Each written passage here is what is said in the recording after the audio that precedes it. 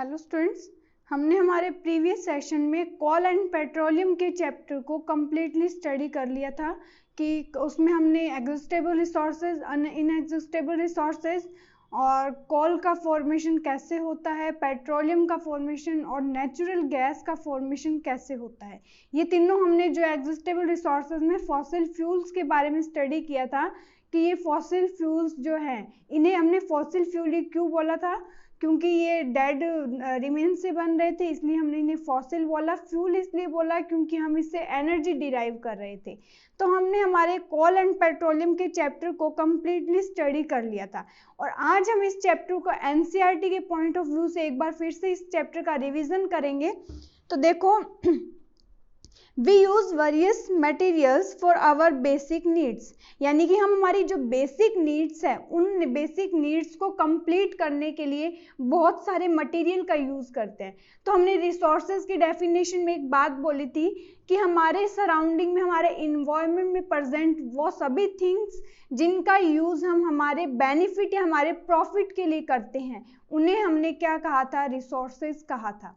अभी resources natural भी हो सकते हैं और आर्टिफिशियल या सिंथेटिक भी हो सकते हैं, यानी ह्यूमन मेड भी हो सकते हैं। तो इस चैप्टर में हमने हमारे सिर्फ नेचुरल रिसोर्सेज के बारे में स्टडी किया था कि नेचुरल रिसोर्सेज क्या थे। तो नेचुरल रिसोर्सेज हमने देखा था कि ऐसे रिसोर्सेज हैं जो हमें डायरेक्टली नेचर से मिल रहे हैं, नेचर से डायरेक्टली मिल रहे हैं, उनका हम यूज हमारे बेनिफिट के लिए कर रहे हैं, हमें उनसे प्रॉफिट होता है। For example water, air, sunlight, इन सब का यूज क्या है, हम हमारे बेनिफिट के लिए कर रहे हैं और ये हमें नेचर से मिलते हैं। तो डेफिनेशन देखो इसमें क्या था कि does this list include air, water, soil and minerals, कि एयर, वाटर, सॉइल और जो मिनरल्स है ये आपको कहाँ से मिलते हैं, इन्वायरमेंट से मिलते हैं। इन्हें हमें बनाने की तो जरूरत नहीं पड़ती या फिर हम इनका फैक्ट्रीज में फॉर्मेशन नहीं कर सकते हैं। तो ये सभी डायरेक्टली हमें नेचर से मिल रहा है, तो ये नेचुरल रिसोर्सेज है। All these are obtained from nature, ये सभी हमें नेचर से मिलते हैं। They are called natural resources, इन्हें हम नेचुरल रिसोर्सेज कहते हैं। Air, water, soil existed by human activities, क्या हम इसको ह्यूमन एक्टिविटीज से इसे एग्जिस्टेड कर सकते हैं, क्या इन पे ह्यूमन एक्टिविटीज का कोई इफेक्ट होता है। तो you have already studied about water in class, आपने लास्ट क्लास में वाटर के बारे में स्टडी किया है। फिर देखो नेक्स्ट हमारा इसमें आता है कि जो हमारे एग्जिस्टेबल रिसोर्सेज थे या जो नेचुरल रिसोर्सेज थे, in the light of availability of various resources in nature, इन ये जो हमारे रिसोर्सेज हैं इनकी नेचर में अवेलेबिलिटी के बेसिस पर जो नेचुरल रिसोर्सेज है इन्हें हम 2 पॉइंट्स में डिवाइड करते हैं। हमारा फर्स्ट आता है इनएग्जिस्टेबल रिसोर्सेज एंड हमारा सेकेंड पॉइंट आता है एग्जिस्टेबल रिसोर्सेज। इनएग्जिस्टेबल रिसोर्सेज का मीन होता है जो अनलिमिटेड होते हैं। For example sunlight, air, water, ये सब क्या है, अनलिमिटेड है। तो जो अनलिमिटेड रिसोर्सेज हैं उन्हें हमने क्या कहा था, इनएग्जिस्टेबल रिसोर्सेज कहा था। फॉर एग्जांपल सनलाइट, एयर, और इन पर कोई ह्यूमन एक्टिविटीज से इन्हें एग्जिस्टेड नहीं किया जा सकता है।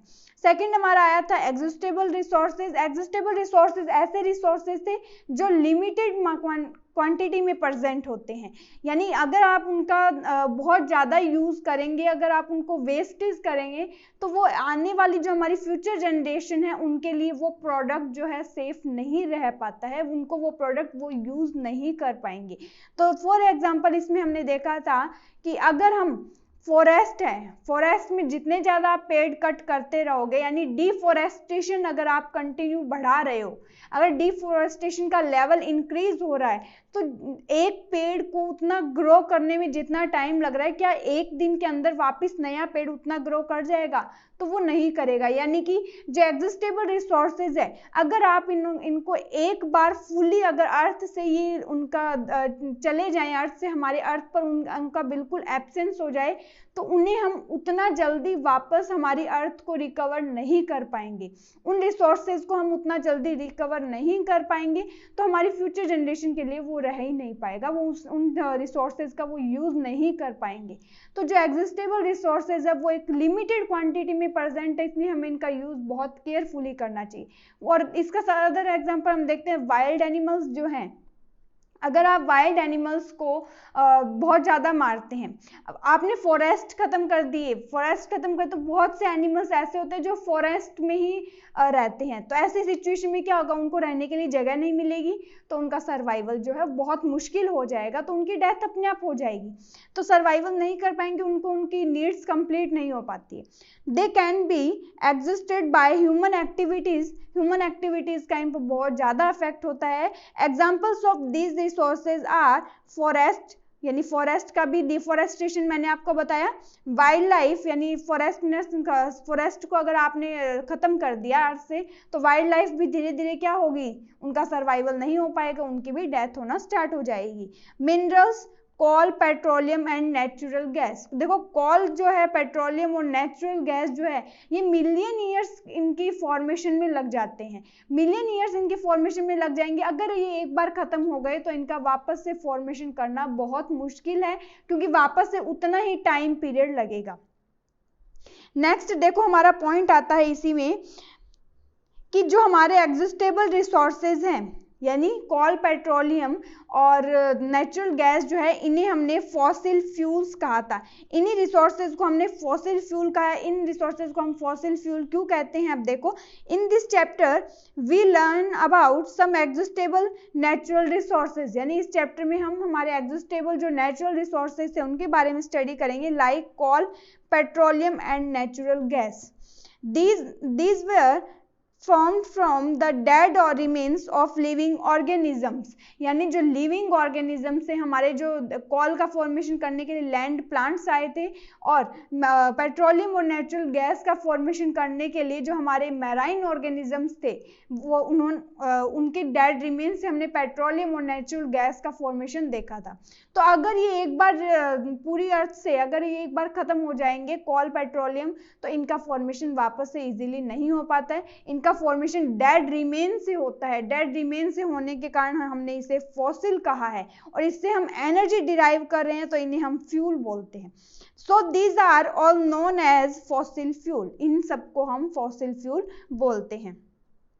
अब इसमें हमारा फर्स्ट एग्जिस्टेबल रिसोर्सेज में हमारा फर्स्ट पॉइंट आता है कोल। तो देखो कोल जो है आपको इस डायग्राम में शो हो रहा है, एक ब्लैक कलर का बहुत हार्ड मटेरियल होता है।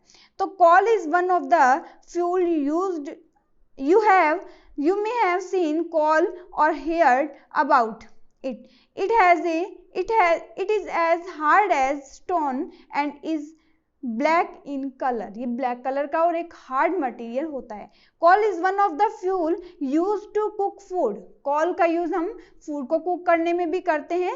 Earlier it was used in railway engines to produce steam to run the engine, जो पहले के टाइम में जो ट्रेन चलती थी उन ट्रेन में कोयला डाला जाता था, उसको जलाया जाता था, उससे जो हीट बनती थी उसी हीट से इंजन चलता था और ट्रेन चलती थी। It is also used in thermal power plants, thermal power plant में क्या किया जाता है, जो इलेक्ट्रिसिटी का प्रोडक्शन किया जाता है वहां भी कोल का यूज किया जाता है। कोल को जलाया जाता है, हीट बनेगी, उस हीट से स्टीम यानी पानी को बॉईल किया जाता है, स्टीम बनेगी, उस स्टीम को टरबाइन पर डाला जाता है, टरबाइन से जनरेटर जुड़ा होता है, और टरबाइन जब तेजी से घूमता है तो क्या होगा, जो कोल की जो केमिकल एनर्जी थी वो कोल की केमिकल एनर्जी किस में चेंज हो जाती है, इलेक्ट्रिकल एनर्जी में चेंज हो जाती है, क्योंकि जब टरबाइन घूमेगा तेजी से तो जो से जनरेटर जुड़ा हुआ है वहां जाके वो स्टोर होती है energy. Coal is also used as a fuel in various industries, तो कोल का और भी बहुत सारी इंडस्ट्रीज में यूज किया जाता है। जब आप कोल को ऑक्सीजन की प्रेजेंस में उसे जलाएंगे तब किसका फॉर्मेशन होता है, CO2 का, कार्बन डाइऑक्साइड गैस का फॉर्मेशन होता है, ये एक पॉइजनस गैस है। लेकिन अगर आप कोल को ऑक्सीजन के एब्सेंस में जलाओगे तो कौन कौन से प्रोडक्ट बनते हैं, कोक, कोलतार और कोल गैस, हम नेक्स्ट पॉइंट में स्टडी करेंगे। स्टोरी ऑफ कोल, यानी कोल का जो फॉर्मेशन है वो कैसे हुआ था, देखो about 300 million years ago the earth had dense forest in low lying wetland areas, जो वेटलैंड एरियाज थे उनके चारों तरफ क्या थे, प्लांट्स प्रेजेंट थे। कोई भी नेचुरल प्रोसेस हुआ, अर्थक्वेक हुआ, फ्लूडिंग हुई, उन सब प्रोसेस के बाद जो हमारे लैंड प्लांट्स थे, उन लैंड प्लांट्स की डेथ हुई, उनके जो वो लैंड प्लांट्स थे वो डेथ होने के बाद सॉइल में डिपॉजिट हुए, डिपॉजिट होने के बाद उनके ऊपर धीरे धीरे सॉइल का लेयर प्रेजेंट हुआ, सॉइल का, जैसे ये डेड प्लांट्स थे हमारे, यहाँ डेड प्लांट्स की डेथ हो गई, अब इसके ऊपर क्या होगा, सॉइल का जो है एक लेयर बन जाएगा, ये सॉइल का लेयर बन गया, फिर वापस से इनका डिकम्पोजिशन होगा, इनका डिकम्पोजिशन कौन करेंगे, हमारे जो माइक्रो ऑर्गेनिजम्स जो सॉइल में प्रेजेंट है वो इनका डिकम्पोजिशन करेंगे। अब डिकम्पोजिशन होगा, डिकम्पोजिशन एक स्लो प्रोसेस है, यानी इसमें बहुत लंबा टाइम लगता है। उससे पहले क्या होगा, जो हमारे यहाँ जो प्लांट्स प्रेजेंट थे, जो लैंड प्लांट्स और प्रेजेंट थे इस वेटलैंड के आसपास, तो ये जो वेटलैंड के आसपास जो अदर प्लांट्स हमारे जितने भी प्रेजेंट थे, ये प्लांट्स क्या होंगे, इनकी भी धीरे धीरे डेथ होगी, डेथ होने के बाद ये और प्लांट्स यहाँ इकट्ठे हो जाएंगे, तो इनकी डेथ हो गई, फिर से सॉइल की लेयर बन जाएगी इसके ऊपर, इसका भी डिकम्पोजिशन हो, तो धीरे धीरे क्या होता है, ऐसे बहुत सारी लेयर्स बन जाती हैं। जब ऐसे बहुत सारी लेयर्स बन जाएगी तो लास्ट में क्या होगा कि जो सबसे पहले जिन प्लांट्स की डेथ हुई थी वहां तक ऑक्सीजन नहीं पहुंच पाएगी, उनका डिकम्पोजिशन कंप्लीट नहीं हो पाएगा, तो ये जो डेड बॉडीज थी ये किस में चेंज हो जाएगी, डेड रिमेन्स में।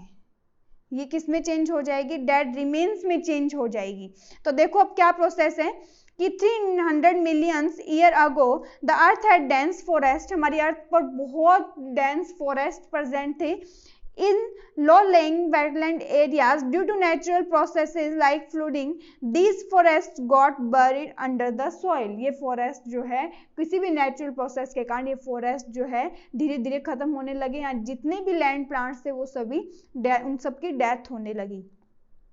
एज मोर सॉइल डिपॉजिटेड, इनके ऊपर सॉइल डिपॉजिट हो गई, दे वर कंप्रेस्ड, ये कंप्रेस हुई यानी प्रेशर हाई, इन पर प्रेशर ज्यादा आया, the temperature also rose as they sank deeper and deeper, धीरे धीरे इसके ऊपर सॉइल का जब लेयरिंग सॉइल की होती गई तो ये और डीप में चले गए, यानी गहराई में चले गए, तो उस वजह से क्या होता है वहाँ हाई प्रेशर डेवलप होगा एंड हाई टेम्परेचर होगा, और जो हमारे डेड प्लांट्स थे got slowly converted to coal, और जो हमारे डेड प्लांट्स के जो डेड रिमेन्स बने थे वो धीरे धीरे कॉल में कन्वर्ट हो जाते हैं। As coal contain mainly carbon, जो कॉल है उसमें मेनली कार्बन प्रेजेंट होता है, the slow process of conversion of dead vegetation into coal is called carbonization. तो जो हमारे डेड प्लांट्स थे, हमारे डेड प्लांट्स जब कॉल में कन्वर्ट होंगे तो इस प्रोसेस को हम क्या कहते हैं, कार्बोनाइजेशन बोलेंगे। तो जो हमारे डेड प्लांट्स थे जब ये कॉल में कन्वर्ट होते हैं, डेड प्लांट्स के डेड रिमेन्स जब कॉल में कन्वर्ट होंगे तो इस प्रोसेस को हम बोलेंगे कार्बोनाइजेशन।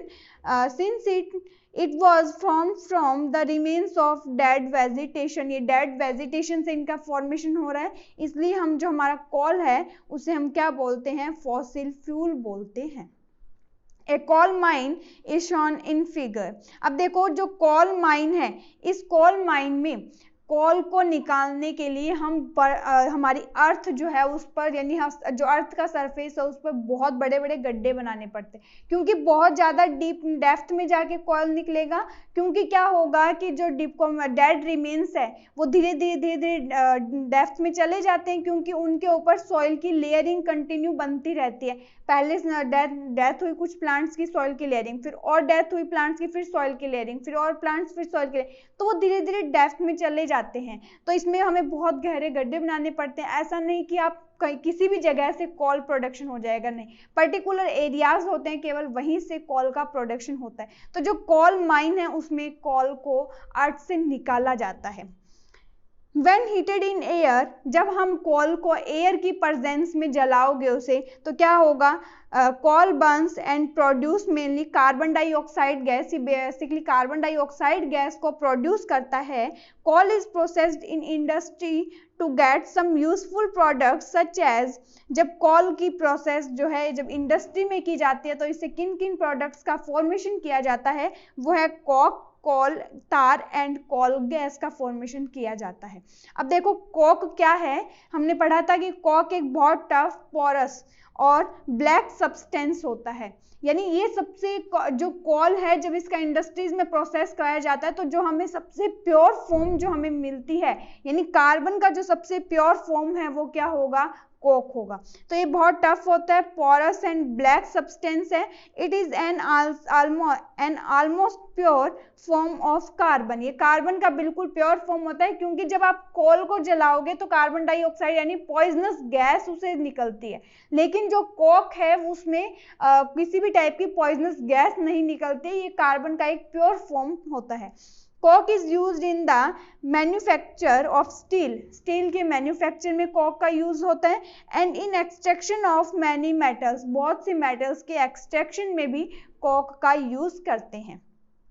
नेक्स्ट हमारा आता है कोल तार। देखो कोल तार क्या होता है, एक ब्लैक कलर का थिक लिक्विड होता है। ब्लैक कलर का थिक लिक्विड है और इसका एक अनप्लीजेंट स्मेल होता है। जो कोल तार है वो लगभग 200 कॉन्स्टिट्यूएंट्स का एक मिक्सचर है, 200 सब्सटेंस का मिक्सचर होता है। Products obtained from coal tar are used as starting materials for manufacturing various substances used in everyday life and in industry। जो कोल तार है इसका हम हमारी डेली लाइफ में, इसका इंडस्ट्रीज में कोल तार का बहुत सारी ऐसी आइटम्स जिनका हम यूज करते हैं उनके फॉर्मेशन में कोल तार का यूज किया जाता है। फॉर एग्जांपल सिंथेटिक डाई के फॉर्मेशन में कोल तार का यूज होता है। एक्सप्लोसिव ड्रग्स, परफ्यूम्स, इन सब के फॉर्मेशन में किसका यूज किया जाता है, कोल तार का यूज किया जाता है। कोल तार का यूज आपको याद रखना है। Like synthetic dies, drugs, explosive, perfumes, plastic, जितने भी हमारे सिंथेटिक फाइबर थे उन सिंथेटिक फाइबर का फॉर्मेशन, सिंथेटिक प्लास्टिक क्या है, प्लास्टिक भी एक सिंथेटिक फाइबर है क्योंकि इंडस्ट्रीज में इसका फॉर्मेशन हम खुद करते हैं। तो ह्यूमन मेड है प्लास्टिक, इसलिए ये सिंथेटिक फाइबर है। जितने भी हमने सिंथेटिक फाइबर पढ़े हैं इनका फॉर्मेशन किससे होता है, पेट्रोकेमिकल्स से होता है। और पेट्रोकेमिकल्स जो है वो किससे बनता है, पेट्रोलियम से बनता है। तो यहाँ देखो plastics, paints, photographic material, roofing materials etcetera. Interestingly naphthalene जो बॉल्स हम यूज करते हैं, नेफ्थलीन की जो बॉल्स हम यूज करते हैं वो भी किसकी बनी होती है, वो भी कोल तार की बनी होती है। यानी जो हमारे क्लॉथ्स को मॉथ से हमें रेजिस्टेंट रखती है उसको। Naphthalene balls used to repel moths and other insects are also obtained from coal tar. These days, bitumen a petroleum product। देखो हमने हमारे प्रीवियस सेक्शन में पढ़ा था कि जब पेट्रोलियम की रिफाइनिंग की जाती है तो सबसे लास्ट में क्या बचता है, बिटुमिन बचता है। इस बिटुमिन का यूज किस में किया जाता है, जो रॉड वगैरह होते हैं उनका फॉर्मेशन करने में बिटुमिन का यूज अब किया जाने लगा, लेकिन पहले कोल तार का ही यूज होता था। Petroleum product is used in place of coal tar for metaling the roads। अब रोड के फॉर्म को बनाने में किसका यूज होने लगा, बिटुमिन का, लेकिन पहले किसका यूज होता था, पहले कोल तार का यूज होता था। नेक्स्ट हमारा पॉइंट आता है coal gas. Coal gas is obtained during the processing of coal to get coke. जब हम कोल से कोक का फॉर्मेशन कर रहे होते हैं तभी हमारे पास कोल गैस बनती है। कोल से जब हम कोक का फॉर्मेशन करते हैं तभी हमारे पास कोल गैस का फॉर्मेशन होता है। It is used as a fuel in many industries situated near the coal processing plant. जो कोल प्रोसेसिंग प्लांट्स के नियर अबाउट जो भी इंडस्ट्रीज होती है वहां पर कोल गैस का यूज किया जाता है। देखो कोल गैस का जो यूज है वो सबसे पहले यानी लंदन में जो इसका यूज किया गया था वो स्ट्रीट लाइटिंग के लिए किया गया था। Street lighting for the first time in London in 1810 and in New York around 1820. Nowadays it is used as a source of heat rather than light। पहले कोल गैस का यूज लाइटिंग के लिए किया गया था, लेकिन अब जो कोल गैस का यूज किया जाता है वो हीटिंग के पर्पज से किया जाता है। नेक्स्ट हमारा नेचुरल रिसोर्सेज आता है पेट्रोलियम। जो एग्जॉस्टेबल रिसोर्सेज या जो फॉसिल फ्यूल, जो हमारा नेक्स्ट पॉइंट आ रहा है वो रहेगा पेट्रोलियम।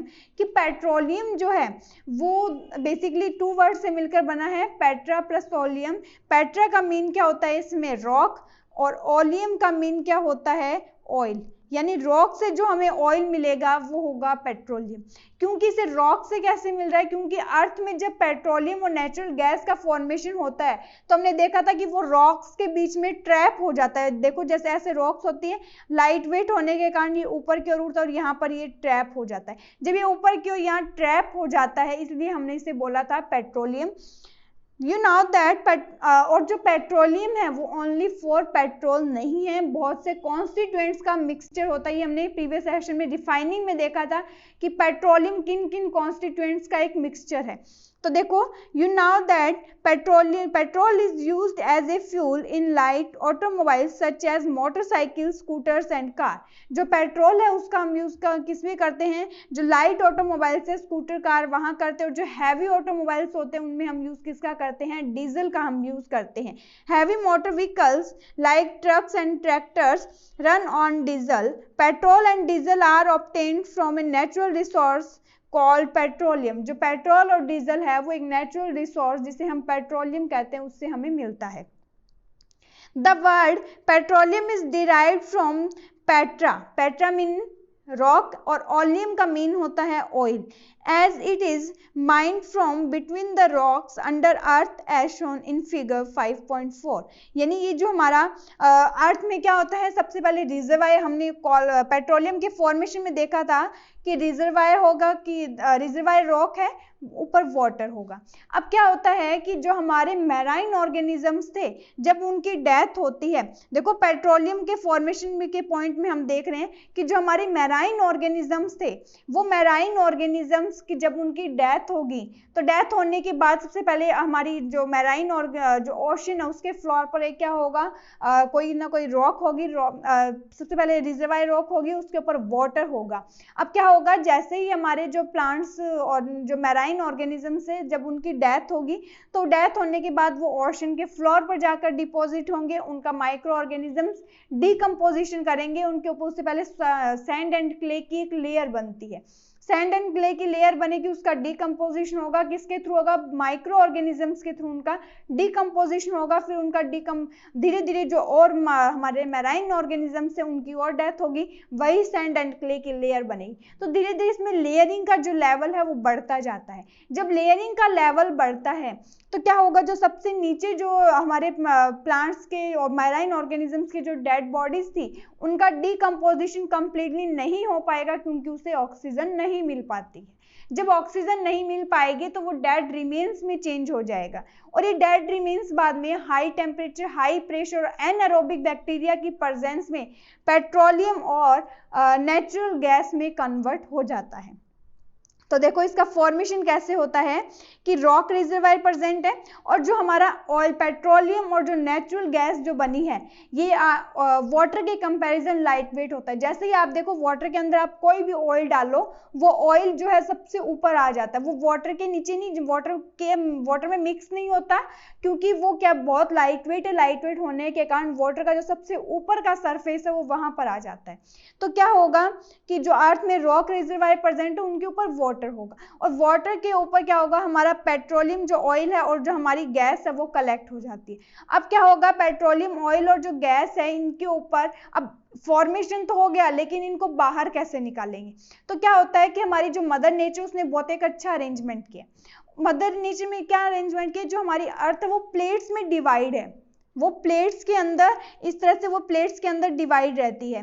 तो ये जब प्लेट्स क्या होता है, जब भी कोई नेचुरल प्रोसेस होता है तो क्या होगा, हमारी जो अर्थ है उनमें अर्थ की जो प्लेट्स है उनमें मूवमेंट होगा। तो क्या होगा, जो हमारा ऑयल और जो नेचुरल गैस है ये लाइट वेट है, लाइट वेट होने के कारण ये ऊपर की ओर आएंगे, जैसे ही मूवमेंट होगा ये ऊपर की ओर आएंगे, ऊपर की ओर आएंगे तो जो हमारी रॉक्स प्रेजेंट है, तो जो ये रॉक्स हमारी प्रेजेंट है ये इन रॉक्स के बीच में यहाँ पर ट्रैप हो जाते हैं। कौन, पेट्रोलियम, ऑयल और गैस यहाँ ट्रैप हो जाएंगे। अब इन रॉक के ऊपर क्या होता है, हमारी इम्परवियस रॉक्स प्रेजेंट होती है। तो जो इम्परवियस रॉक्स है इन इम्परवियस रॉक के अंदर पोर प्रेजेंट होते हैं, बहुत सारे पोर होते हैं। अब क्या होगा, जैसे यहाँ रॉक्स के बीच में ट्रैप हो रहा है पेट्रोलियम, लेकिन क्या होता है जो इम्परवियस रॉक है उनके बीच में स्पेस नहीं होता है। स्पेस नहीं होने के कारण वो यहाँ ट्रैप नहीं हो पाएगा और ट्रैप नहीं हो पाएगा तो क्या होगा, फिर ये बाहर कैसे आएगा। तो इनको बाहर निकालने के लिए जो हमारे इम्परवियस रॉक है उनके अंदर पोर प्रेजेंट होते हैं। तो ये जो ऑयल और पेट्रोलियम ऑयल और जो नेचुरल गैस है ये इन पोर्स से होता हुआ ऊपर आता है। अब इतना आ जाएगा, लेकिन ये अर्थ सरफेस पर इजीली नहीं आ पाता है, तो अब हमें इन्हें निकालना पड़ता है। तो निकालने के लिए हम क्या करते हैं, बहुत बड़े बड़े गड्ढे बनाते हैं जिन्हें हम बोलते हैं ऑयल वेल्स। ऑयल वेल्स का फॉर्मेशन करते हैं और फिर हम यहाँ से पेट्रोलियम ऑयल और नेचुरल गैस को सेपरेट करते हैं, इनका एक्सट्रैक्शन किया जाता है। तो देखो क्या होता है, petroleum was formed from organisms living in the sea, जो सी में रहने वाले ऑर्गेनिजम्स उनसे इनका फॉर्मेशन किया जाता है। एज दीज ऑर्गेनिजम्स डाइड, जब इनकी डेथ होती है, their body settled at the bottom of the sea के बॉटम में इनकी डेड बॉडी चली जाएगी and got covered with layers of sand और क्ले, इन पर एक लेयर बन जाती है। ओवर मिलियन ऑफ ईयर्स, बहुत सारे टाइम के बाद, एब्सेंस ऑफ एयर, एयर के एब्सेंस में, high temperature and high pressure की प्रेजेंस में क्या होगा कि ये जो हमारे प्लांट्स मैराइन ऑर्गेनिजम्स के जो डेड रिमेन्स थे ये किस में चेंज हो जाएंगे, पेट्रोलियम और नेचुरल गैस में चेंज हो जाएंगे। It shows the deposit of petroleum and natural gas. You see that the layer containing petroleum, oil and gas is above that of water. यानी जो पेट्रोलियम और ऑयल और नेचुरल गैस की जो layer है वो वाटर के ऊपर ही क्यों बनती है, ये वाटर नीचे है, ऑयल और गैस ऊपर है, क्यों बनती है, क्योंकि बहुत लाइट होते हैं। देखो क्या होता है कि why is it so, कैसा क्यों होता है, तो देखो क्यों, रीजन क्या है, recall that oil and gas are lighter than water and do not mix with it, कि जो ऑयल और गैस है वो वाटर की कंपैरिजन बहुत लाइट वेट होते हैं, उसमें मिक्स भी नहीं हो पाते, इसलिए ये सबसे ऊपर आ जाते हैं। फिर देखो रिफाइनिंग ऑफ जो पेट्रोलियम है वो हमारे इंडिया में कहाँ निकलता है, तो देखो बेसिकली इंडिया में कहाँ निकलता है, oil is found in Assam, Gujarat, Mumbai and Mumbai high region है वहाँ निकलता है, and in the river basins of Godavari and Krishna, जो रिवर है उनके डेल्टाज जो बनते हैं वहाँ पर पेट्रोलियम को हम वहाँ से निकालते हैं। तो और वर्ल्ड में कहाँ निकलता है, पेनिनसुलाविया यूएसए में है, वहां से इसका ऑयल को निकाला जाता है। और फिर नेक्स्ट आता है हमारा रिफाइनिंग ऑफ पेट्रोलियम की, पेट्रोलियम की रिफाइनिंग कैसे होती है। तो ये बेसिक ये आपको पॉइंट याद रखना है कि जो ऑयल है पेट्रोलियम ऑयल उसका इंडिया में फॉर्मेशन कहाँ होता है, असम, गुजरात, मुंबई हाई और कृष्णा गोदावरी नदी के जो डेल्टा बनते हैं वहां पर इनका फॉर्मेशन होता है। और जो वर्ल्ड में देखें तो पेनिनसुलाविया जो है वहां पर हम वर्ल्ड में इसका पेट्रोलियम का सबसे पहले वहीं पर पेट्रोलियम निकला था। रिफाइनिंग ऑफ पेट्रोलियम, जब हमने यहाँ से पेट्रोल निकाल लिया तो ये एक रॉ मटेरियल था, इस रॉ मटेरियल को हम क्या बोलते हैं, क्रूड ऑयल भी बोलते हैं। तो petroleum is a dark oily liquid, it has unpleasant order, it is a mixture of various constituents, बहुत से कॉन्स्टिट्यूएंट्स का मिक्सचर है, सच एज पेट्रोलियम गैस, सबसे पहले पेट्रोलियम गैस सेपरेट होती है, फिर petrol, diesel, lubricating oil, paraffin wax etcetera. The process of separating the various constituents fractions of petroleum is known as refining, कि जो इसके डिफरेंट टाइप के जो कॉन्स्टिट्यूएंट्स हैं इनको सेपरेट करने का जो प्रोसेस है उसे हम क्या बोलते हैं, रिफाइनिंग बोलते हैं। ये प्रोसेस कहाँ किया जाता है, रिफाइनरीज में इसको कंप्लीट किया जाता है।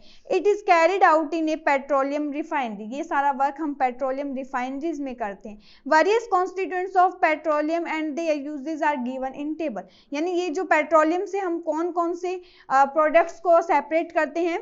सबसे पहले पेट्रोलियम गैस सेपरेट होगी जिसे हम लिक्विफाइड पेट्रोलियम गैस भी बोलते हैं। इस गैस में बेसिकली मैंने आपको बताया था कि सबसे ज्यादा कौन प्रेजेंट होता है, ब्यूटेन प्रेजेंट होता है। इसका use fuel for home and industry, petrol का use motor fuel, aviation fuel, solvent for dry cleaning, यानी कुछ हमारे क्लॉथ ऐसे होते हैं जिनको हम नॉर्मल वाटर से उनको वॉश नहीं कर सकते, उनकी क्लीनिंग के लिए हम पेट्रोल का यूज करते हैं। तो पेट्रोल का यूज कहीं ना कहीं हम क्लीनिंग की प्रोसेस में भी करते हैं। कैरोसिन का यूज हम स्टोव में करते हैं, लैंप और जेट जो एयरक्राफ्ट है उनमें कैरोसिन का यूज किया जाता है। डीजल का यूज किसमें किया जाता है, हैवी मोटर व्हीकल्स जो होते हैं उनमें किया जाता है, और इलेक्ट्रिक जनरेटर में भी हम इसका यूज करते हैं। लुब्रिकेटिंग जो ऑयल है उनका यूज लुब्रिकेशन में किया जाता है। पैराफिन वैक्स का use ointments, candles and Vaseline के फॉर्मेशन में किया जाता है। जो लिप बाम वगैरह होती है वो भी कहीं ना कहीं पेट्रोलियम प्रोडक्ट से बनी होती है। बिटुमिन जो सबसे लास्ट में बनता है, इसे पेंट का फॉर्मेशन और रॉड सरफेसिंग का फॉर्मेशन किया जाता है। तो जो पेट्रोलियम के डिफरेंट टाइप के जो ये कॉन्स्टिट्यूएंट्स थे, इनको सेपरेट करने का जो प्रोसेस है वो रिफाइनिंग होता है, और इसे हम बोलते हैं, ये कहाँ किया जाता है, रिफाइनरीज में ये वर्क किया जाता है। अब देखो कि जो हमारा नेक्स्ट जो many useful substances are obtained from petroleum and natural gas. These are termed as petrochemicals. जो हमारी पेट्रोलियम और जो नेचुरल गैस है, इसी से हम पेट्रोकेमिकल्स का फॉर्मेशन करते हैं। और जो हमारे पेट्रोकेमिकल्स हैं, इनका यूज हम कहाँ करेंगे, सिंथेटिक फाइबर के फॉर्मेशन में हम इनका यूज करते हैं। These are used in the manufacture of detergents, fibres. जो पेट्रोकेमिकल्स हैं, इनका यूज हम डिटर्जेंट के फॉर्मेशन में, फाइबर्स जैसे पॉलीएस्टर, नायलॉन, एक्रिलिक, इनके फॉर्मेशन में हम पेट्रोकेमिकल्स का यूज करते हैं। देखो हमने रेयन में पढ़ा था कि रेयन का फॉर्मेशन करने में किसका यूज हुआ था, वुड पल्प का यूज हुआ था। और वहीं इन तीनों के पॉलीएस्टर, नायलॉन और एक्रिलिक के फॉर्मेशन में पेट्रोकेमिकल्स का यूज होता है। Polythene and other man made plastics, hydrogen gas obtain from natural gas. जो हाइड्रोजन गैस है उसका फॉर्मेशन कहाँ से किया जाता है, नेचुरल गैस से हाइड्रोजन गैस को सेपरेट किया जाता है। Is used in the production of fertilizers, यानी यूरिया के फॉर्मेशन में इस हाइड्रोजन गैस का फिर हम यूज करते हैं। Due to its great commercial importance, petroleum is also called black gold.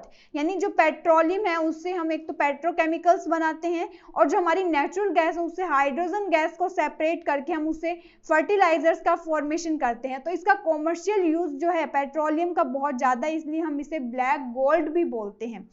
Next हमारा फॉसिल फ्यूल आता है नेचुरल गैस। तो देखो जब पेट्रोलियम का फॉर्मेशन हो रहा होता है तभी साथ में नेचुरल गैस का भी फॉर्मेशन होता है। तो नेचुरल गैस का फॉर्मेशन करने के लिए भी मैराइन ऑर्गेनिजम्स के डेड रिमेन्स यूज होते हैं।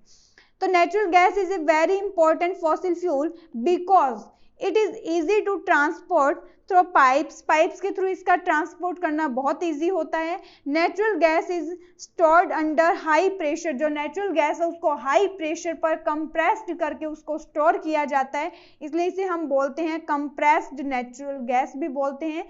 CNG is used for power generation.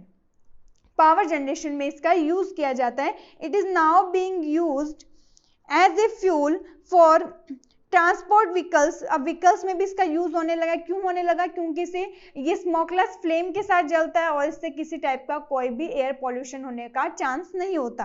तो because it is less polluting, it is a cleaner fuel. The great advantage of CNG is that it can be used directly for burning in homes and factories. Homes और factories में heat production में इनका use किया जाता है, किसका, CNG gas का। Homes and factories where it can be supplied through pipes के थ्रू इसकी सप्लाई की जाती है। Such a network of pipelines exist in Vadodara Gujarat, some parts of Delhi and other places. यानी जो मेट्रो सिटीज है वहां पर जो सीएनजी है इसका ट्रांसपोर्ट किसके थ्रू किया जाने लगा है, पाइप्स के थ्रू किया जाने लगा है। एलपीजी सिलेंडर हम यूज करते हैं, लेकिन जो मेट्रो सिटीज है वहां सीएनजी गैस का ही यूज किया जाता है। क्यों किया जाता है, क्योंकि जो सीएनजी गैस है वो एक लाइट वेट गैस है, तो वो हमारे एटमॉस्फेयर में बहुत जल्दी फैल जाती है। लेकिन एलपीजी गैस एक हैवी गैस होने के कारण हमारे एटमॉस्फेयर की सरफेस पर ही रह जाती है। Natural gas is also used as a starting material for the manufacture of a number of chemicals and fertilizers. Chemicals और fertilizer के formation में भी natural gas का use किया जाता है। India has vast reserves of natural gas. In our country, natural gas has been found in. हमारे country में natural gas कहाँ कहाँ मिलती है, Tripura, Rajasthan, Maharashtra and in the Krishna Godavari delta. देखो कृष्णा गोदावरी डेल्टा से किसका फॉर्मेशन भी हुआ था, पेट्रोलियम का भी हुआ था। मुंबई हाई जो रीजन था वहां से पेट्रोलियम का हुआ था। इसमें महाराष्ट्र जो रीजन है वहां से पेट्रोलियम गैस, नेचुरल गैस का फॉर्मेशन किया जाता है। देखो, can call, petroleum and natural gas can be prepared in laboratory from dead organisms. क्या डेड ऑर्गेनिज्म से आप लेबोरेटरीज में कॉल, पेट्रोलियम और जो नेचुरल गैस है उनका फॉर्मेशन कर सकते हैं? कभी नहीं होगा, क्योंकि उनका डिकम्पोजिशन होना एक नेचुरल प्रोसेस है। सिर्फ उनका डिकम्पोजिशन जो थोड़ा उसका जो डिकम्पोजिशन होता है वो एक नेचुरल प्रोसेस में होता है। जब डिकम्पोजिशन नेचुरल प्रोसेस के थ्रू कंप्लीट नहीं हो पाता तो डेड रिमेन से इसका फॉर्मेशन किया जाता है।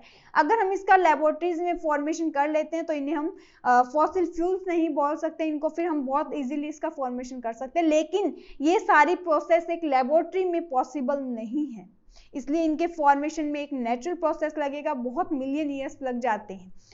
सब नेचुरल रिसोर्सेज आर लिमिटेड, कुछ नेचुरल रिसोर्सेज जो लिमिटेड हैं वो उन्हें हम एग्जिस्टेबल रिसोर्सेज बोला था। तो exhaustible resources like fossil fuels, forest and minerals जो है वो एक लिमिटेड होते हैं और इन्हें हम एग्जिस्टेबल रिसोर्सेज बोल रहे हैं। You now that coal and petroleum are fossil fuels. It required the dead organisms million of years to get converted into these fuels. जो हमारे डेड ऑर्गेनिजम्स हैं, डेड प्लांट्स जो हैं, लैंड प्लांट जो है वो कॉल में कन्वर्ट होते हैं। मैराइन ऑर्गेनिजम्स पेट्रोलियम और नेचुरल गैस का फॉर्मेशन कर रहे थे। तो इसकी जो प्रोसेस है इसे हम फॉसिल्स बोलते हैं, डेड रिमेन से बन रहा और फ्यूल एनर्जी डिराइव करने के कारण। तो धीरे धीरे मिलियन ईयर की प्रोसेस के बाद जो हमारे डेड रिमेन्स होते हैं किसमें कन्वर्ट हो जाते हैं? फ्यूल में कन्वर्ट हो जाते हैं। On the other hand, the non-reserves of these will last only a few hundred years. Moreover, burning of these fuels is a major cause of air pollution. यानी जो कोल और पेट्रोलियम अगर आप इनको बर्न करते हैं तो बहुत ज़्यादा एयर पोल्यूशन होता है, लेकिन नेचुरल गैस को बर्न करने पर पोल्यूशन नहीं होता है। Their use is also linked to global warming. यानी अगर आप इनका ज़्यादा यूज़ करोगे तो नेचुरल पॉल्यूशन, जो इन्वायरमेंटल पॉल्यूशन वो बढ़ेगा। यानी जब आप इनको बर्न करते हैं तो कार्बन डाइऑक्साइड गैस का लेवल बढ़ेगा। कार्बन डाइऑक्साइड गैस का लेवल बढ़ेगा तो क्या होगा? ग्लोबल वार्मिंग होगा। ग्लोबल वार्मिंग का हम मीन लगा सकते हैं कि जो हमारी अर्थ का जो टेम्परेचर है वो बहुत हाई हो जाएगा। यानी जो प्लांट्स है वो सर्वाइव नहीं कर पाएंगे, जो आइसलैंड्स थे उनका बर्फ जो आइस जो वो पिघलने लग जाएगा, वाटर का लेवल हमारी अर्थ पर कंटिन्यू बहुत ज्यादा बढ़ जाता है। तो कहीं ना कहीं जो हमारे जो फॉसिल फ्यूल्स हैं इनका बर्निंग का जो प्रोसेस है वो हमारे ग्लोबल वार्मिंग को भी बढ़ा देता है, उसके ग्लोबल वार्मिंग के लेवल को इंक्रीज करता है, क्योंकि पॉल्यूशन का लेवल धीरे धीरे बढ़ जाता है और हमारी अर्थ का टेम्परेचर भी इंक्रीज होता रहता है। It is therefore necessary that we use these fuels only when absolutely necessary. तो जब हमें जरूरत हो तभी आप इन फ्यूल का यूज कीजिए, वरना नहीं कीजिए, ताकि पॉल्यूशन को कंट्रोल किया जा सके। This will result in better environment, smaller risk of global warming and their availability for a longer period of time. अगर आप इनका बहुत नीड होने पर ही अगर आप इसका यूज कर रहे हैं तो क्या होगा? फ्यूचर जनरेशन के लिए भी रहेगा, हमारा इन्वायरमेंट जो है वो भी सेफ रहेगा, उसमें पॉल्यूशन का लेवल इंक्रीज नहीं होगा। In India, the Petroleum Conservation Research Association, petroleum conservation research association जो है वो हमें कुछ एडवाइस देती है कि आप पेट्रोल और डीजल को कैसे सेव कर सकते हैं, यानी इनका वेस्टेज ना करें। तो देखो, drive at a constant and moderate speed as far as possible, जितना पॉसिबल हो आप अपने व्हीकल्स को एक मॉडरेट और कांस्टेंट स्पीड से ही चलाएं। Switch off the engine at traffic light और at a place where you have to wait. अगर ट्रैफिक लाइट और आप किसी का वेट करें तो आपको अपनी व्हीकल का जो इंजन है उसको ऑफ कर देना चाहिए। इंश्योर करेक्ट टायर प्रेशर भी एक करेक्ट रखना चाहिए। Ensure regular maintenance of vehicle, आपके व्हीकल की रेगुलर मेंटेनेंस होना बहुत कंपल्सरी है। अगर मेंटेनेंस सही होगा तो पेट्रोल और डीजल का जो यूज है वो बहुत कम होगा। तो अगर आप इन टिप्स को फॉलो करें तो आप पेट्रोल और डीजल को सेव कर सकते हैं। अब देखो नेक्स्ट हमारे जो इंपॉर्टेंट पॉइंट्स है वो क्या क्या आते हैं इस चैप्टर में। वो आते हैं coal, petroleum and natural gas are fossil fuels. किस टाइप के फॉसिल फ्यूल हैं? ये एग्जिस्टेबल है, एग्जिस्टेबल रिसोर्सेज हैं। Fossil fuels were from the dead remains इनका फॉर्मेशन होगा ऑफ लिविंग ऑर्गेनिज्म के जो डेड रिमेन्स होंगे वो मिलियन ईयर्स के बाद फॉसिल फ्यूल्स में कन्वर्ट होते हैं। फॉसिल फ्यूल्स आर एग्जिस्टेबल रिसोर्सेज, क्योंकि ये लिमिटेड क्वांटिटी में प्रेजेंट होते हैं, ह्यूमन एक्टिविटीज से एग्जिस्टेड किया जा सकता है इनको। coke, coal tar and coal gas are the products of coal. Petroleum gas, petrol, diesel, kerosene, paraffin, wax, lubricating oil are obtained by refining petroleum. Petroleum की रिफाइनिंग के थ्रू हम petroleum gas, petrol, diesel, kerosene आदि का formation करते हैं। Coal and petroleum resources are limited. We should use them judiciously. यानी हम ये लिमिटेड रिसोर्सेज है, एग्जिस्टेबल रिसोर्सेज है, अगर एक बार खत्म हो गए तो मिलियन ईयर्स के बाद इनका फॉर्मेशन हो पाएगा। तो इन जो रिसोर्सेज का हमें बहुत केयरफुली यूज करना चाहिए। और अगर हम कुछ टिप्स को फॉलो करें जो हमारे पीसीआरए ने बताया था, उनको अगर टिप्स को फॉलो करें तो हम कहीं ना कहीं हमारे जो फॉसिल एग्जिस्टेबल रिसोर्सेज हम उनको सेव कर सकते हैं। तो हमारे जो एग्जिस्टेबल रिसोर्सेज है उनका हम केयरफुली यूज करके हमारी फ्यूचर जनरेशन के लिए उनको सेव रख सकते हैं। तो आज के सेशन में हमने हमारे इस चैप्टर को एनसीईआरटी के पॉइंट ऑफ व्यू से रिवीजन कर लिया है। जो हमारा अपकमिंग सेशन रहेगा वो रहेगा एनसीईआरटी के क्वेश्चन सॉल्यूशंस का। तो हम हमारे नेक्स्ट अपकमिंग सेशन में एनसीईआरटी के क्वेश्चन सॉल्यूशंस के साथ मिलते हैं। Okay, thank you, stay happy, keep study, thank you.